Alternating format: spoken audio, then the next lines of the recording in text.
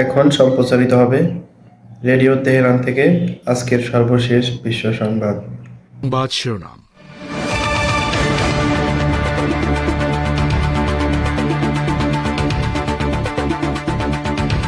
পরমাণু সমঝোতার বিষয়টি পররাষ্ট্রমন্ত্রীগণ দেখভাল করবেন। মানবাধিকার ও মানবতার ব্যাপারে পশ্চিমা দেশগুলোর দাবি চরম মিথ্যাচার, পেজেশকিয়ান।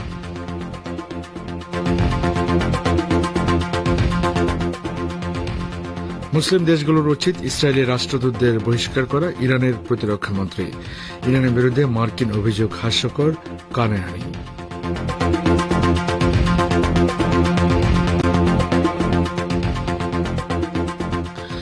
জুলাই আগস্ট গণহত্যা নিয়ে আইসিসিতে অভিযোগ করতে পারে বাংলাদেশ, ড ইউনূসকে আইসিসির প্রধান কৌঁসুলি।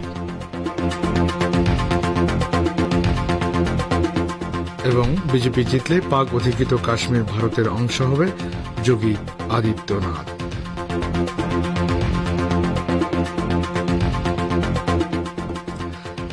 আসসালামু আলাইকুম। সংবাদ শিরোনামগুলো শুনলেন, এবার বিস্তারিত পরিবেশনে যাচ্ছি আমি বাবুল আখতার। ইরানের প্রেসিডেন্ট জাতিসংঘ সাধারণ অধিবেশন যোগদান শেষে গতকাল বিকেলে নিউ ইয়র্ক থেকে তেহরান ফিরেছেন। দেশে ফিরে ডা মাসুদ পেজেশকিয়ান বলেছেন, পরমাণু সমঝোতা বা জেসিপিও নিয়ে আলোচনা হয়েছে। ইউরোপীয় দেশগুলোর সাথে আমাদের উদ্বেগের কথা উত্থাপন করেছে এবং পররাষ্ট্রমন্ত্রীরা এই বিষয়টি দেখবেন বলে একমত হয়েছেন। জাতিসংঘের ৭৯তম সাধারণ অধিবেশনে অংশ নিতে জনাব পেজেশকিয়ান নিউ ইয়র্কে গেছেন এবং গতকাল বিকালে ফিরে এসেছেন।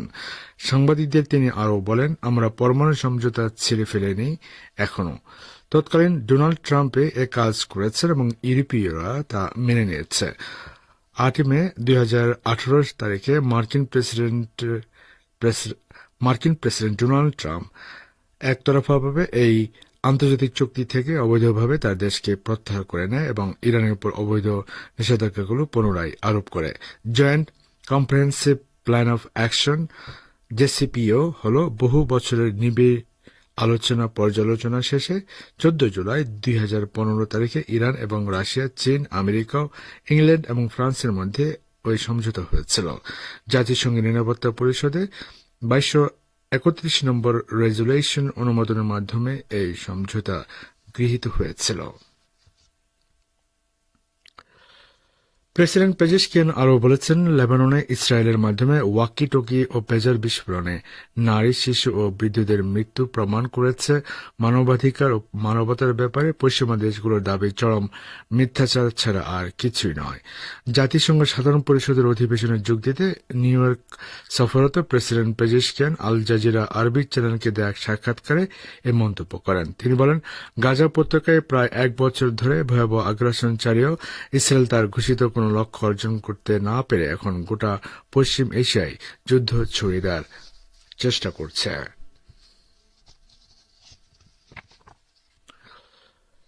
ইরানের প্রতিরক্ষামন্ত্রী ব্রিগেডিয়ার জেনারেল আজিজ নাসিরজাদে ইহুদিবাদী ইসরায়েলের সঙ্গে কূটনৈতিক সম্পর্ক ছিন্ন করতে মুসলিম দেশগুলোর প্রতি আহ্বান জানিয়েছেন। তিনি বলেছেন, যেসব মুসলিম দেশ ইসরায়েলের সঙ্গে সম্পর্ক রক্ষা করছে তাদের উচিত ইহুদিবাদী রাষ্ট্রদূতদের বহিষ্কার করে তেল আবিবের উপর নিষেধাজ্ঞা আরোপ করা। তিনি গতকাল তেহরানে এক বক্তব্যে বলেন, মুসলিম দেশগুলোর ইসরায়েলি অপরাধযোগ্যের নিন্দা জানানোর মধ্যে দায়িত্ব সীমাবদ্ধ রাখা উচিত নয়।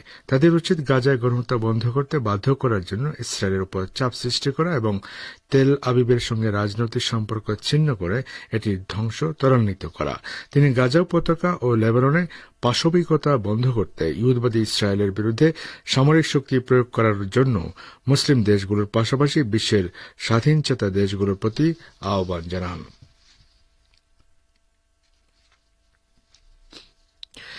ইরান সিনিয়র মার্কিন কর্মকর্তাদের জীবনকে হুমকির মুখে ঠেলে দিয়েছে বলে যে অভিযোগ উঠেছে তাকে হাস্যকর বলে প্রত্যাখ্যান করেছে তেহরান। ইরান বলেছে, হুমকির খবরটি মার্কিন কর্মকর্তাদের উর্বর মস্তিষ্কের ফসল। মার্কিন পররাষ্ট্রমন্ত্রী অ্যান্টনি ব্লিংকেন বুধবার বলেছেন, কয়েকজন সিনিয়র মার্কিন কর্মকর্তাকে হত্যা করার ইরানি হুমকির বিষয়টি গভীরভাবে পর্যবেক্ষণ রেখেছে ওয়াশিংটন। ইরান সাবেক মার্কিন প্রেসিডেন্ট ও বর্তমান প্রেসিডেন্ট প্রার্থী ডোনাল্ড ট্রাম্প সহ বর্তমান মার্কিন প্রশাসনের কয়েকজন কর্মকর্তাকে হত্যা করতে চায় বলেও তিনি দাবি করেন।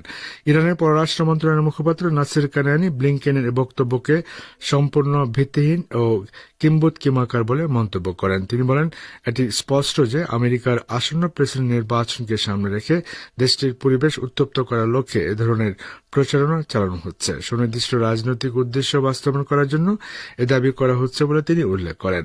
কানানি বলেন, গাজা উপত্যকা ও লেবাননে ইহুদিবাদী ইসরায়েলের চলমান গণহত্যা ভয়াবহ পাশবিকতার প্রতি সরাসরি পৃষ্ঠপোষকতা দিয়ে আমেরিকা যে অপরাধ করছে এ ধরনের অভিযোগ উত্থাপন করে তা ধামাচাপা দেওয়া যাবে না।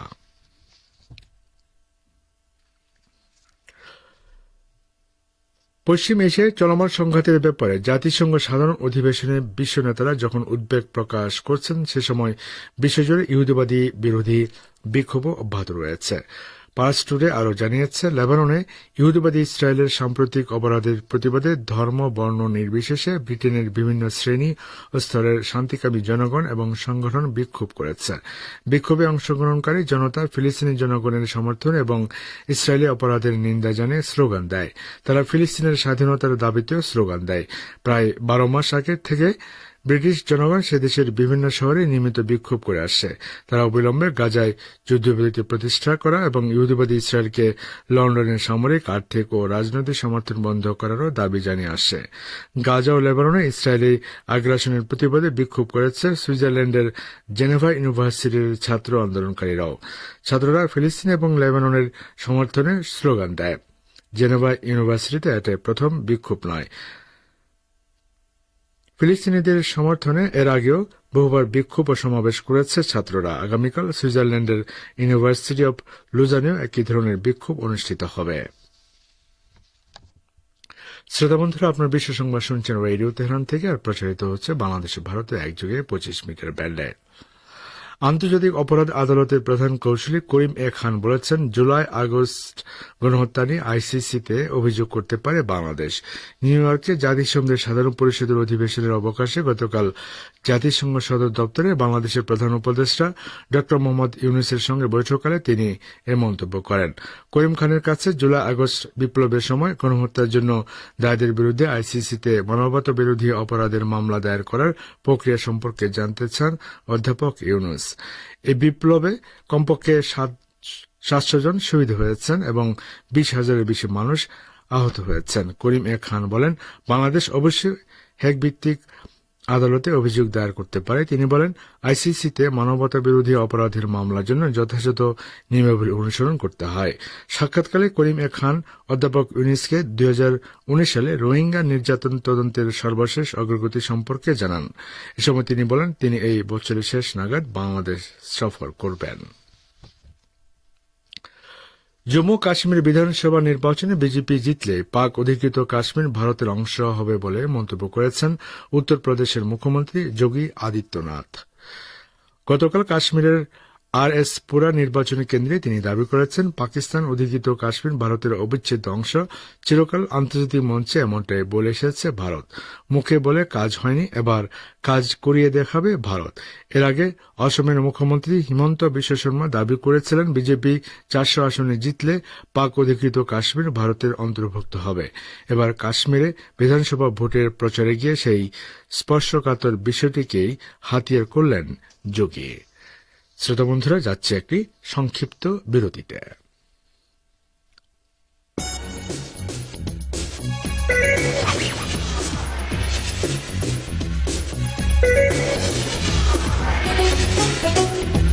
রেডিও তেহরান, খবরের সঙ্গে 24 ঘন্টা। ভিজিট করুন আমাদের ওয়েবসাইট parstoday.ir/dn।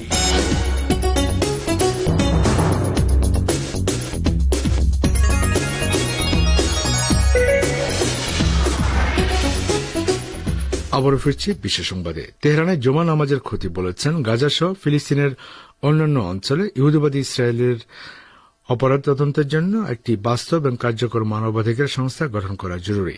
পাসটুরে আরও জানিয়েছে, তেহরানের জুমার খতিব আয়াতুল্লাহ সৈয়দ আহমদ খাতামি আরও বলেছেন, 1 বছর ধরে ইহুদিবাদীরা বিশ্ববাসীর চোখের সামনে গণহত্যা চালিয়ে যাচ্ছে। গাজায় 41,000-এর বেশি ফিলিস্তিনিকে তারা শহীদ করেছে, অথচ আন্তর্জাতিক মানবাধিকার সংস্থাগুলো নিন্দা জানিয়ে একটি বিবৃতি পর্যন্ত দেয়নি।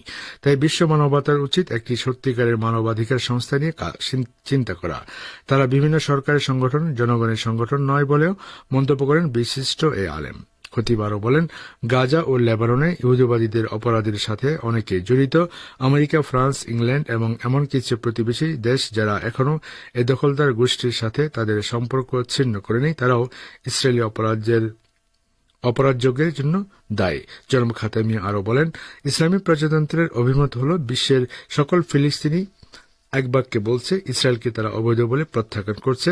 তাদের বক্তব্য হল, আমরা জানি তারা দখলদার এবং অবৈধ, তাদেরকে অবশ্যই যেতে হবে। ইহুদিবাদী ইসরায়েলের রাজধানী তেল আবিবের কাছে ক্ষেপণাস্ত্র হামলা চালিয়েছে ইয়েমেনের সশস্ত্র বাহিনী। খোদ ইসরায়েলি গণমাধ্যমে খবর জানি বলেছে, বৃহস্পতিবার রাতে ইয়েমেনের দিক থেকে একটি ক্ষেপণাস্ত্র ইসরায়েলি আকাশ সীমায় প্রবেশের পর তেল আবিবের বেশ কয়েকটি এলাকায় সাইরেন বেজে ওঠে। ইসরায়েলি সামরিক বাহিনী দাবি করেছে, তারা ইয়েমেন থেকে আসা একটি ক্ষেপণাস্ত্র আকাশে ধ্বংস করে দিয়েছে।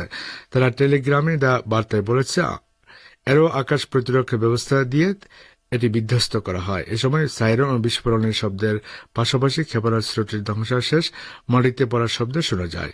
এ সময় অন্তত 20 লাখ ইসরায়েলি আশ্রয় কেন্দ্রগুলোতে পালিয়ে যায়। তাড়াহুড়ো করে আশ্রয় কেন্দ্রগুলোতে যেতে গিয়ে প্রায় 20 ইসরায়েলি আহত হয়। ইয়েমেনি ব্যালিস্টিক ক্ষেপণাস্ত্র ধেয়ে আসার এই সময়টিতে তেল আবিবের বেন গুরিয়ন বিমানবন্দরের কার্যক্রম বন্ধ করে দেওয়া হয়।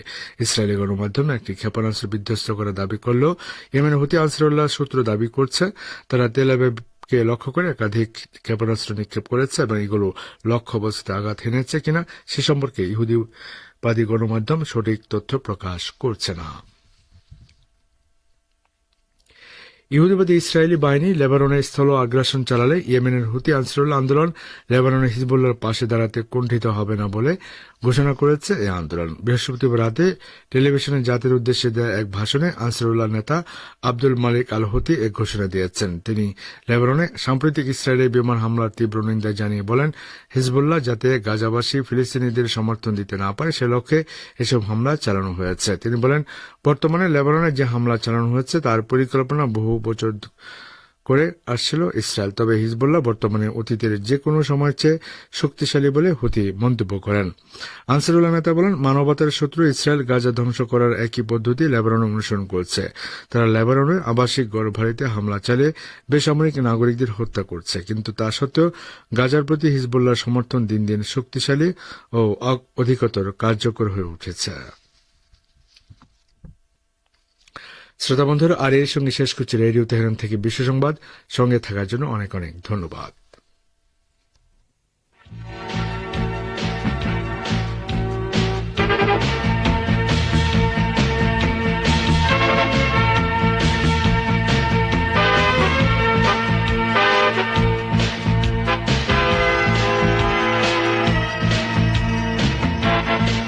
আমন্ত্রণ জানাচ্ছি সংবাদ ভাষণ অনুষ্ঠান দৃষ্টিপাতে। গাজা যুদ্ধে প্রতিরোধকামী সংগঠনগুলো যেমন ঐক্যবদ্ধ হয়ে তেল আবিব শাসক গোষ্ঠীর বিরুদ্ধে রুখে দাঁড়িয়েছে, তেমনভাবে লেবাননে ইহুদিবাদী ইসরায়েলি বাহিনীর বড় আকারে হামলা শুরু করার পর আবারও এই অবৈধ আগ্রাসী শাসক গোষ্ঠীর বিরুদ্ধে ঐক্যফ্রন্ট গঠন করেছে তারা। এ সম্পর্কে এখন রয়েছে আমাদের ভাষ্যকারের একটি পর্যালোচনা, পড়ে শোনাচ্ছেন সহকর্মী আশরাফুর রহমান। গাজা যুদ্ধে প্রতিরোধকামী সংগঠনগুলো যেমন ঐক্যবদ্ধ হয়ে তেল আবিব শাসক গোষ্ঠীর বিরুদ্ধে রুখে দাঁড়িয়েছে, তেমনিভাবে লেবাননে ইহুদিবাদী ইসরায়েলি বাহিনীর বড় আকারের হামলা শুরু হওয়ার পর আবারও এই অবৈধ আগ্রাসী শাসক গোষ্ঠীর বিরুদ্ধে ঐক্যফ্রন্ট গঠন করেছে তারা। তেল আবিবে ইয়েমেনি প্রতিরোধকামীদের ক্ষেপণাস্ত্র হামলার পর 2 মিলিয়নেরও বেশি ইহুদিবাদী বসতি আশ্রয় কেন্দ্রের দিকে ছুটে আসে এবং বেন গুরিয়ন বিমানবন্দরও বন্ধ ঘোষণা করা হয়। দখলদার সেনাবাহিনী স্বীকার করেছে যে ইয়েমেন থেকে ছোড়া অন্তত একটি ব্যালিস্টিক ক্ষেপণাস্ত্র তেল আবিবের উপর আঘাত এনেছে এবং কমপক্ষে 17 ইহুদিবাদী আহত হয়েছে। হিব্রু মিডিয়ার রিপোর্ট অনুযায়ী আশ্রয় কেন্দ্রে পালিয়ে আসা বসতি স্থাপনকারীদের ভিড়ের কারণে বেশ কয়েকজন আহত হয়েছে। একজন সিনিয়র ইয়েমেনি কর্মকর্তা আল মায়াদিন টেলিভিশন চ্যানেলকে জানান যে তারা তেল আবিব শহরে কয়েকটি অবস্থানে হামলা চালিয়েছেন এবং এ সময় ইসরায়েলিদের কাছে বার্তা পাঠানো হয়। তিনি ইসরায়েলি দখলদারদের কাছে বার্তা পাঠান যে শত্রুরা যেন অধিকৃত জাফা অর্থাৎ তেল আবিবকে অনিরাপদ মনে করে। ইয়েমেনের হুথি আনসারুল্লাহ নেতা আব্দুল মালিক আল হুথি তার বক্তৃতায় বলেছেন যে ফিলিস্তিনকে সমর্থনের অংশ হিসেবে আমরা এই সপ্তাহে ৩৯টি ব্যালিস্টিক ক্ষেপণাস্ত্র ও ড্রোন দিয়ে অভিযান শুরু করেছি এবং যতক্ষণ গাজা আক্রমণ অব্যাহত থাকবে ততক্ষণ পর্যন্ত সমস্ত প্রতিরোধ ফ্রন্ট সম্মিলিতভাবে তাদের কার্যক্রম চালিয়ে যাবে। এদিকে ইরাকের ইসলামিক রেজিস্ট্যান্স অধিকৃত ফিলিস্তিনের একটি গুরুত্বপূর্ণ লক্ষ্যবস্তুতে ক্ষেপণাস্ত্র হামলার ঘোষণা দিয়েছে। ইরাকের ইসলামী প্রতিরোধ আন্দোলন গতকাল সকালে অধিকৃত গোলানে একটি লক্ষ্যবস্তুতে ড্রোন হামলার ঘোষণা দিয়েছে। এদিকে ইরাকের ইসলামী প্রতিরোধের হামলার পর ইহুদিবাদী দখলদার সরকার গোলানের বাসিন্দাদের নির্দেশ মেনে চলতে বলেছে এবং সর্বোচ্চ সতর্কাবস্থায় থাকতে নির্দেশ দিয়েছে।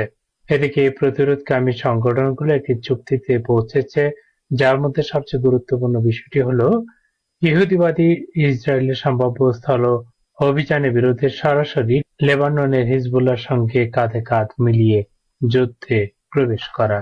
ইরাকের প্রতিরোধকামী সংগঠন আগেই দখলীকৃত অঞ্চলগুলোকে সতর্ক করেছিল এই বলে যে যদি ইহুদিবাদী শাসক গোষ্ঠী গাজা উপত্যকায় হামলা চালিয়ে যায় তবে তারা এই শাসক গোষ্ঠীর বিরুদ্ধে তাদের তৎপরতা জোরদার করবে। এখন ইরাক এবং ইয়েমেনের প্রতিরোধকামী সংগঠনগুলো লেবাননে হিজবুল্লাহর সহায়তায় এগিয়ে এসেছে। লেবাননের দক্ষিণ ও পূর্ব দিকে ইহুদিবাদী শাসক গোষ্ঠীর হামলা সম্প্রসারণের পর হিজবুল্লাহ তার আক্রমণের পরিধি হাইফা পর্যন্ত প্রসারিত করেছে এবং এর ফলে আরো হাজার হাজার ইহুদিবাদী উত্তর ফ্রন্টের বসতি স্থাপনকারীদের মতো একই পরিস্থিতিতে পড়েছে এবং তাদেরকে কেন্দ্রীয় অঞ্চলের দিকে চলে যেতে বাধ্য করা হয়েছে।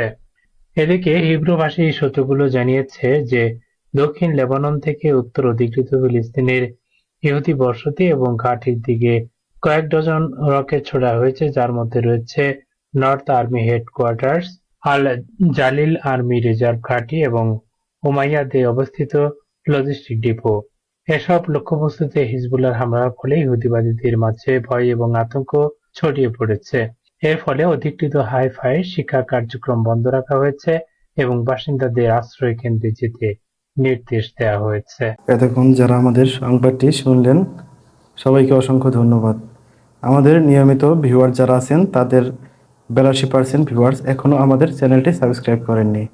সো যারা যারা আমাদের চ্যানেলটি এখনও সাবস্ক্রাইব করেননি দয়া করে সাবস্ক্রাইব করে দিন এবং নিয়মিত আমাদের পাশে থাকবেন আশা করি। ধন্যবাদ সবাইকে।